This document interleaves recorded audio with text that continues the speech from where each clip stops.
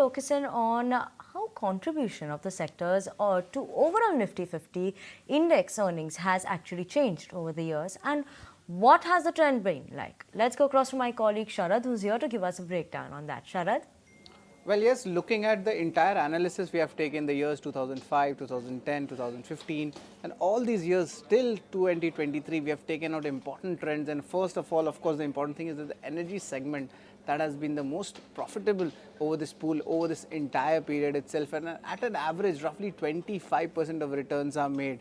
And you can take about any time frame in this. Apart from this, also looking at the technology segment, the contribution in the Nifty pool that has actually doubled since 2005. And if you talk about the utility segment, that itself has seen almost a 3 times jump when it comes to the contribution of profits. Now, apart from this, also the communication segment is something which I like to talk about, where their contribution in the Nifty earnings that has become lowest 2010, and do remember Reliance comes under the energy segment. Apart from this, also the important thing is over the last 7 years, the material segment's contribution that has actually jumped up, and it was measly 1%. Now that has gone up to about 6%.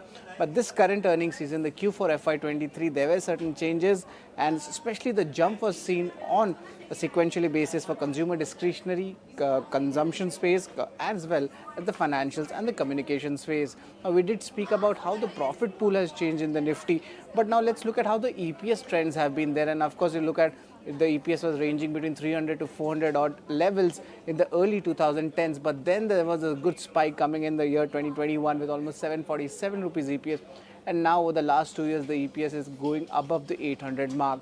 Now we spoke about Nifty EPS, but now let's also talk about the valuations, and currently it's coming at almost lifetime high levels of almost 22.4 times, but going ahead for the next 3 years it's expected to range between 19 to 15 times of the P ratio.